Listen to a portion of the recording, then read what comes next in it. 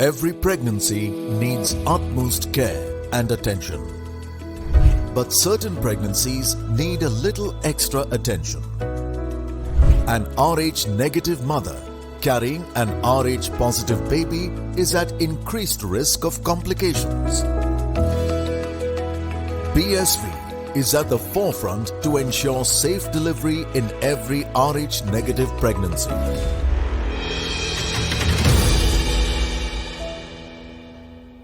India, the team that lost the 2017 World Cup. Mithali and Jhulan in their last World Cup, probably still the best batter and the best bowler of the side. Now it comes to their last World Cup, and will they be winning it is the major question that's on everyone's mind. Since the last 2017 World Cup till now, they've played 40 games, lost 21 and won 19. So it's just less than 50%. Let's look at that big picture. Welcome Dane and Moria to the show. There have been series losses in the last 1 year against South Africa, against England, against Australia, and most recently against New Zealand. Dane, how much is that going to hurt the Indian side heading into a World Cup? You're basically losing against the top four. Yeah, look, with any tournament, you want momentum, and the only way you create momentum and confidence is by winning series. But you have to look at it holistically. Also, in a way, India was a team that just a little bit went through a transition phase. Young faces coming in, young players, very young players in their teens. So yes, disappointing. You would expect more from the Indian side, especially their successes in the past two World Cups, 2017 World Cup and then 2020 T20 World Cup. So you would expect a little bit more from them. But at the end of the day, as I said, for me, in my opinion, they went through a little bit of a transition phase. Yes, the core is still the same, but they've given a lot of young players the opportunity. And the only way you can give opportunity is by picking the young ones. And, yes, as I said, losing against the top four, it's not always easy, but we've seen how India, they arrive at a world stage and at a world tournament, and I don't expect anything less from them this time around. Don't speak anything less. Boria, what's your thought there? Yeah, absolutely. I mean, if you take series by series, you will understand what Dane just said. Take the South Africa series at home. I mean, all of us know it was a team that was being experimented with. Then things changed in England. So then things changed in Australia. And if you go to individual results, go speak to Mithali and Jhulan, you will know that one no ball in Australia, you could have won that series. So there are these little things that, if you only take stats, you will never be able to understand. And the World Cup is a different platform. Obviously, there is emotion. These two are my best friends. You know that. Mithali Raj and Jhulan Goswami, two of my closest friends. And I know what this means to them. 2011 was about Tendulkar. 2022 is about Mithali and Jhulan. 2003 World Cup in South Africa, for example, we had a poor series against New Zealand. We went to South Africa, we lost and I'm talking about the men's, we lost even the lead-up games. Lead-up games and all this doesn't matter. This is the greatest stage of all. You have to soak in the pressure. The country will be watching. We are all building up. How many times have you had Dane and Nika on your show? Never. Why are you having her? You're having her because it's the World Cup. Come on. This is the greatest show of all. That is why these people will step up, because they're legends and champions, Yash. I've got no debate. India will go into the World Cup with a better side. India has a much better 50-over side than a 20-over side. So what went wrong in that New Zealand series? Was it experimentation? Was it Mandana not being available? What was it that went wrong in New Zealand? Okay, if you ask me, 4 things. 1, some people were still in quarantine when the series started. Smriti, Meghna, Renuka, not initially available. Then Harman was not in form till the last game.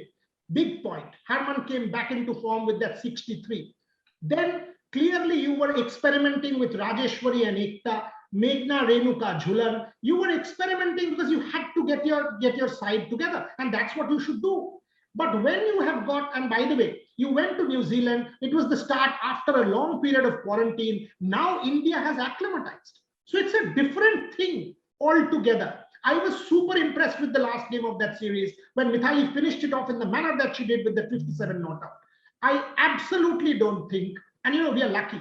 We play our first game against Pakistan.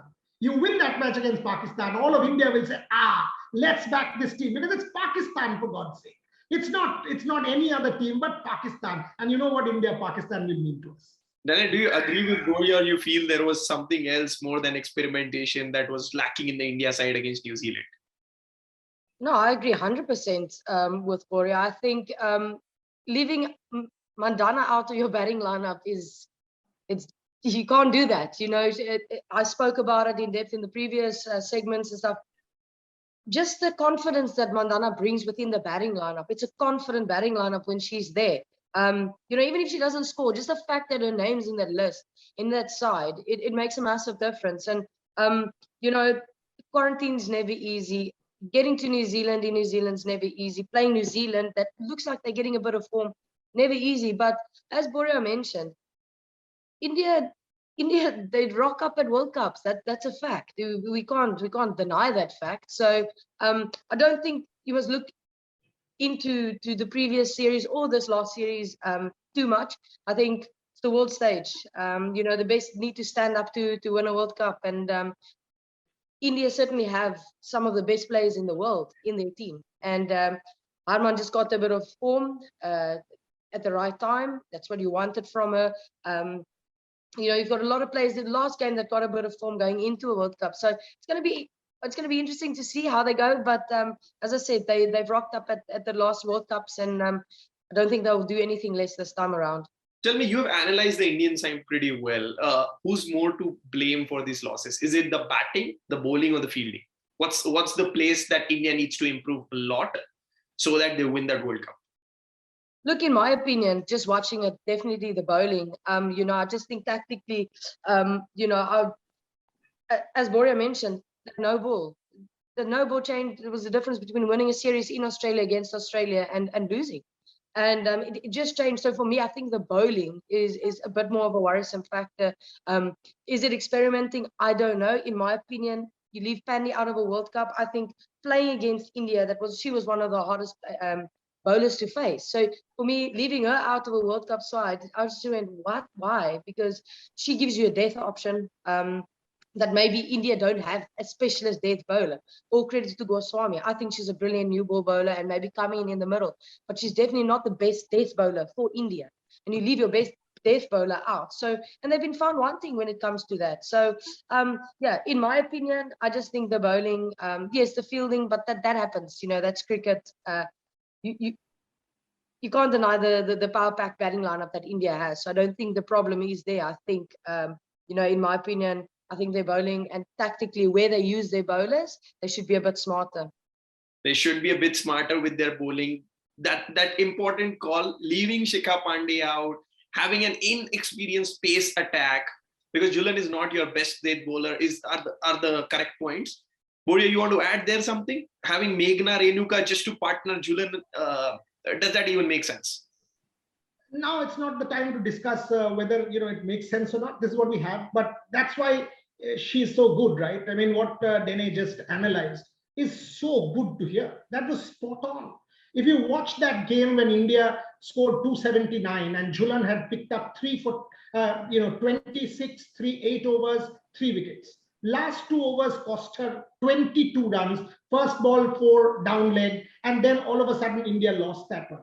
Had you got Meghna for that particular match, and you did not bowl Julan 48 and 50, and you would have finished Julan off with when New Zealand was 170 for 6, would you have lost that game?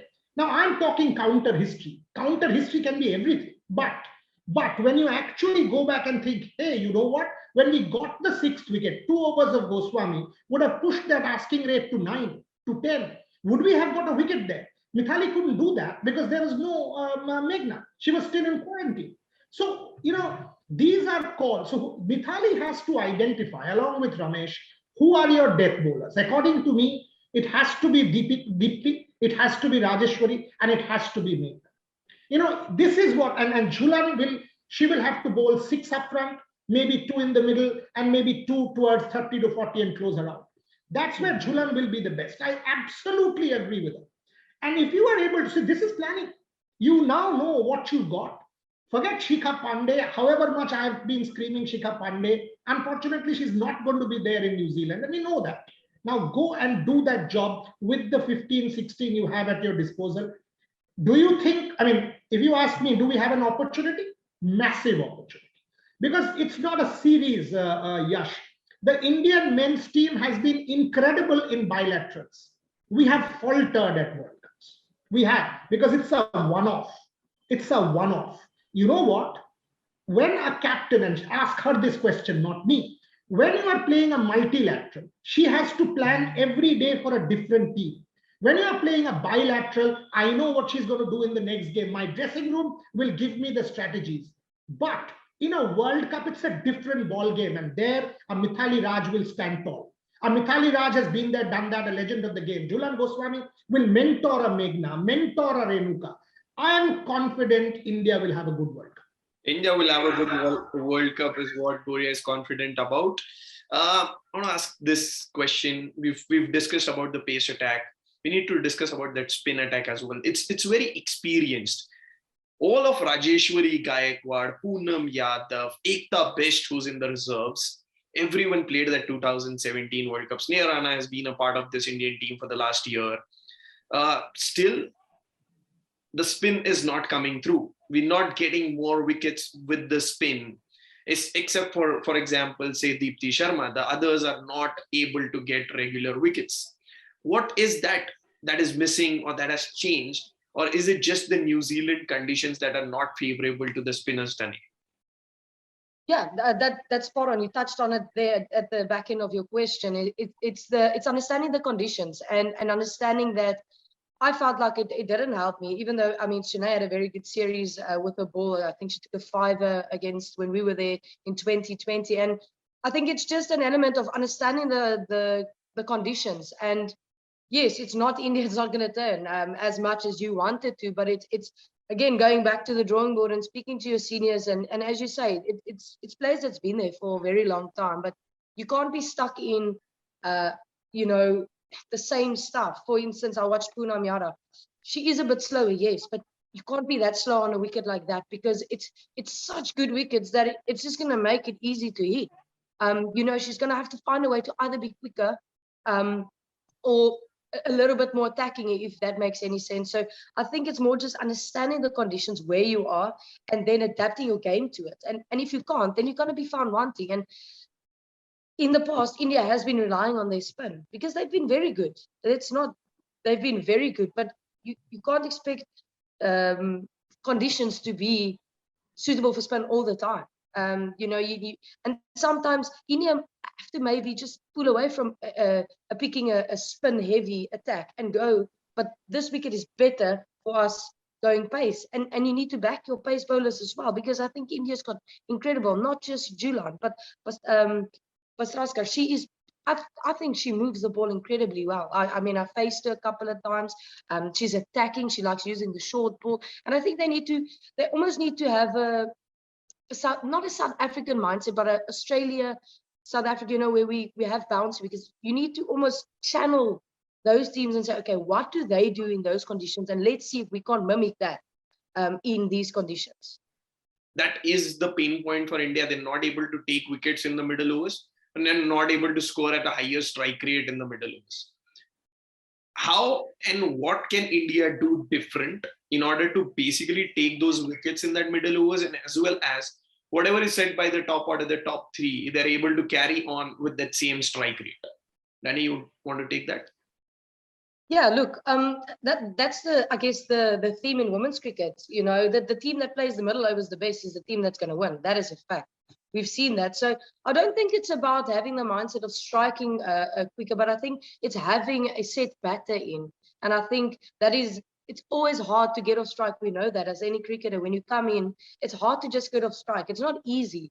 And so on the batting point, it's just about having a set batter in and being able to rotate the strike. It's not about hitting fours. It's about, if you're going at 4 5s, it's 4 singles and over. The trend in general cricket is after the first 10, you do bang, you put your field out. So you find your ones, or you find those odd boundaries or whatever. So it's I think it's just changing the mindset of not wanting to strike like we don't want to go at 8s, but in actual fact, let's see if we can't get at least 4 to 5 to 6, and that's 1 and over. And then on the flip side with the bowling as well, then the mindset becomes, again, after 10 you go bang, we go spin, we drop deep square, cow, long on, long off, and they go bang one, bang one. So there's no risk for the batters. It's almost making them, create something, go against what they want to do. It's almost like playing chess, or trying to anticipate what the other people want to do. What does the batter want to do? They just want to get off strike. They want to get in and get off strike. So in my opinion, it's just about maybe keeping the field up a little bit longer, just a little bit longer, 5 overs. If they take you over your head, they took the risk. But as a batter, and you can ask any batter in the world, I'd rather go bang 1, 4, 5 times in an over than need to think, oh, what if I don't get this over? So what is the hardest shot? And make them rather play the harder shot than the easier shot. This is a tactical masterclass by Danny van Niekerk on batting and bowling in the middle overs. I wish I can get it right sometimes. Let's talk about that squad. Let's talk about that squad of 15 plus 3 that India has chosen. What do you make of that squad that has been picked? Would you have done something different in that 15 that India has picked? I mean, you asked us this question, and both of us will say Shikha Pandey. We will say that. I mean, come on. I mean, Simran, I don't think is ready. When you saw that first game in New Zealand, and Simran Bahadur wasn't ready, and you think, come on, yeah, Shikha Pandey sitting in India and Simran Bahadur playing a World Cup. Is this a correct? No disrespect to Simran, but is Shikha Pandey a better option? Maybe yes. Now, again, what is the point? Shikha Pandey is not there.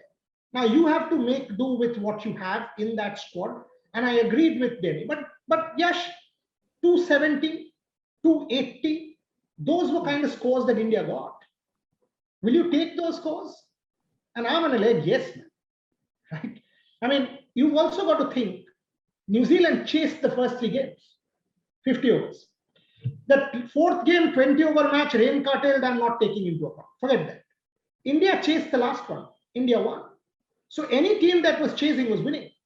It was almost like that men's World Cup in Dubai. So is there a pattern there? Will it be same in all the grounds? Maybe not. So these are all, will all the grounds be similar batting conditions? Maybe not. So these are all things that you have to take in account when you go into that squad. But I think that squad has a lot of firepower. Mandhana Varma, Raj, Harman in form, Deepti, Rana, and Yastika can win us any game as a batting team. As batters, this is a solid unit. And Richa Ghosh for me is an X factor. Richa Ghosh, 20 ball 40, young. I mean, come on. All of a sudden you have a Yastika Bhatia, Richa Ghosh to hit those big shots that was, earlier we weren't able to do that. Dene can do, or we've seen South Africa do that on Indian soil. That is not something India was used to. Now we have that firepower to finish off. Prior to recording this show, Dane already has picked Richa as her breakout star of the tournament.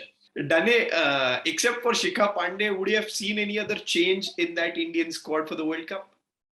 Absolutely. I'm not shy to say Jemima Rodriguez was incredibly unlucky not to make it. Yes, she didn't have the form that everybody expected, but she, in a way, is an X factor for me. She showed it at the Big Bash.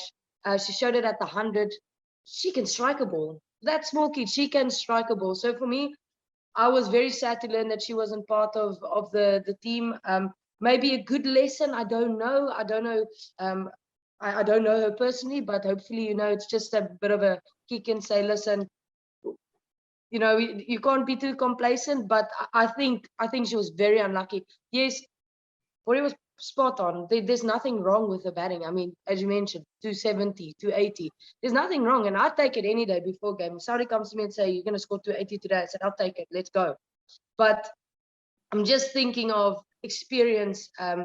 She's played in Australia. Yes, not maybe in New Zealand, but she's played in Australia. Similar kind of conditions. So and she was pretty successful there. So yes, it is T20 cricket to ODI cricket. She's a gun fielder, you know, so yeah, just on that. But I also think that if they've got a great mix of youth. Mandana is kind of very much fixed, but Shafali has shown glimpses, but has been very inconsistent. What do you see there? Do you feel it's time? Would you give Shafali all seven games at the top of the order? That's a difficult one for me. If I may jump in, I think she's a talent. I think she is, but there's an element of saying, okay, this is your game, you're aggressive, 100%. But there should be some onus on her. There should be like, listen, you can't put Mandana under pressure all the time. You know, you score a quick 20, but inevitably there's still another 42 overs left. Like, you can't put the batting under pressure, or the batting lineup under pressure by going, okay, I'm going bang, bang, bang, because that's my game. And okay, oh, I hit it in the air again, I'm out. I think there should be an element of telling her that there is some responsibility. You are an opener of the international cricket team, and you need to take it further. And you know, we had these discussions with Lizelle way back when. We Hilton told her, if you bat 100 balls, we will win every game. And that's the mindset I have with Verma, is she just bats. If she just concentrates to bat for 100 balls, she will be at 150. But she wants to be at 150 in 20 balls. And yes, that might be the experience, it might be the youth, which is great. And you don't want to take that away, but I think the coaching staff and the leadership should be very careful as to what do they allow and what not, because as a team, you can be found wanting if you have your top order or your opener in the sheds every game, 5 overs in. But at the same time, Richa, similar age, has been more consistent and has done that 20 ball 40 what is required of her pretty much more than what Shafali has been able to do in the last year or so. I think we are also responsible here as the media. We made Shafali, come on, she's a 17-year-old. I mean, all of a sudden we were like, she's the greatest thing on earth. Think the build-up in the media. You and I are responsible. You know, in India, we create rock stars out of our cricketers. Right? Shafali Verma was the poster girl after that 2020 World Cup, magazine covers, billboards, and every girl is a new Shafali Verma and WCZ. And yeah, I mean, justifiably we are doing our job, but if you're a youngster, think all of a sudden what you're thinking, I can do no wrong. I go and hit every ball. No, there are 300 balls to be played, and that's a lot of balls. 300 balls, 1 run each is 300, right? So I think it is also the captain, the coach, the think tank, the management, who have to sit her down and say, listen, what she just said. If you bat for 100 balls, you will be 150. Do you want to do that? Do you want to go and hit every ball?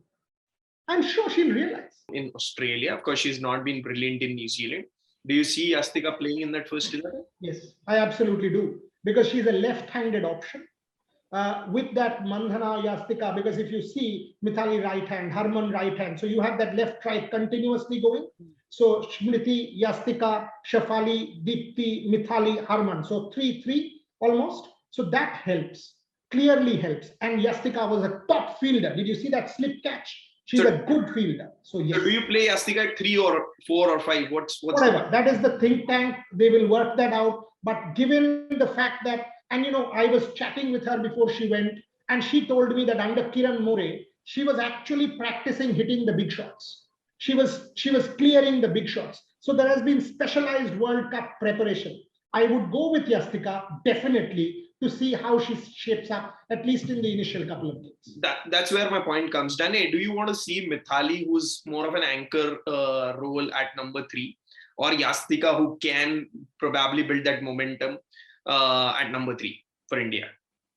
I think the beauty of this batting lineup is it's so diverse, and you know, you can actually slot Mithali down and put it 4 and just push everybody down. You know, it's not foreign for Mithali to come in at 4. So you know, yeah, yes and no, because you also there's an element of having too much of attack. You know, you've got the young gun coming in and just swinging away, taking it to the team. You don't want too much of that, because also that puts your batting lineup under pressure. So it's either that or you slot it down, but then you've got Gosh down there as well. So that's why it's the beauty of this batting lineup, is they actually have the luxury to play around with that, and if they want to, and if they and that comes down to planning. I'd see it as which bowling attack, which country can I do that? Where my top order is going to have to score the bulk of the runs, or maybe Bhatia suited to a certain bowler a little bit better, stuff like that you need to take into consideration. So yeah, there's a lot of planning that should go into that, but I mean, it's good to have those options, and it's good to have that headache. We can actually do that, because and it's not gonna weaken the batting lineup. It's not gonna weaken the team. It's gonna actually strengthen the batting lineup. So it's a good headache to have, in my opinion. A very good headache to have, that you have such a solid top 8 that you're not able to figure out that who makes the 11 first thing, then who bats where. That's a very good headache to have. But there is another headache that was probably going on in the Indian cricket team's mind before the 5th ODI, is Harmanpreet Kaur's form. Everybody's been discussing, she was dropped off the 4th ODI. Deepti Sharma was made the vice captain. She was still the vice captain in the 5th ODI when Harmanpreet Kaur made her return. Does that make sense to you people? Do you feel it makes sense? First thing, you're dropping the player of Harmanpreet Kaur's stature, then dropping her of vice captaincy ahead of the tournament. Look, is Harmanpreet Kaur important for you in the World Cup? Of course it is. Do I say more? If you've taken her, you give it. I mean, look, what do you want to do? You want to play her? You don't want to play her. You want to play her, right? Now all of a sudden you drop her, and then you want to get her back. What are you doing? If you've taken her, then you clearly give it to her. The last game was proof of the pudding that she came back to form. She's an important member in that side. 5 overs and 40 runs will be from Harmanpreet Kaur. Simple as that. I mean, I actually like that batting order also. Anything you want to add there? No, Corey hit the nail on the head. Can't keep a good player down as well. Who's going to be your breakout star of the Indian team in this World Cup? Both of you. I mentioned Gosh. I think she's already there with Richa Ghosh. Maybe it would have been similar. I'm expecting a lot from Deepti Sharma. All of a sudden, I see a different degree of confidence. I see bowling at the death. I see batting where that arc between square leg and mid wicket and long on is her arc. It's Deepti Sharma. So I'm hedging my bets on Deepti Sharma. She will be very important for India. Now comes the prediction time. Where do you see India finish in the World Cup? Let's be realistic there. Semi-finals for sure, than anyone's game. Semi-finals for sure, and then anyone's game. Dane, you've already picked your finalists, so tell me they're making the semi-finals. Yeah, absolutely. They are definitely in the top 4 for me. As I mentioned, they do arrive at the big stage, and yeah, as Boria mentioned, it's anybody's game in the semis, but they definitely in my predictions for the semis. Semi-finals is Kriti Mandana 100, a Mithali Raj 75, and a 4-wicket haul from Goswami. Thank you very much. Whoa, that's a big prediction. But I want to ask you, first game against Pakistan, what do you see the India 11? Then you want to start? Yeah, I do. I definitely go Mandana and Verma at the top, 100%. Mithali slots in at 3, Kaur at 4. I'd like to see Gosh at 5. I think Gosh, maybe Sharma, maybe, but it's a mashup for me between the two, 5 and 6. I'd like to see. I still back Poonam Yadav. I think she's again, you can't keep a good player down. She's got a great record. I'd like to see Gayatwad in the team as well. And then obviously the big name Goswami, I'd put her in as well. I like Vastraskar, I do. I think those two at the top bowling, I'm excited, and I can't quite make my mind up on the 11th, but yeah, I'm pretty set on that. So you have Meghna, you have Yastika, who's your, or Sneha Rana, who do you have as your 11th player? It depends on the conditions and what you want. But let's go, Bhatia, just because she's attacking. So you just slot her up and you bring everybody down. Let's Okay, be so bold. Yastika Bhatia at 3 and then everyone down. What's your prediction, Burya? Similar, very similar. So I was thinking Jhulan, Pooja, and the toss-up Rajeshwari, Deepti, Poonam, Harman, multiple spin options there, and then this batting order. If you ask me, hand on heart, against Pakistan with this batting lineup, is India winning? Yes. Is India winning? Yes, against Pakistan. This is the 11 both of them have predicted. This is us on the outside view. India preview. We'll have more shows coming up every day of the World Cup. Do tune in to Women's Cricket Zone and Rep Sports. Thank you.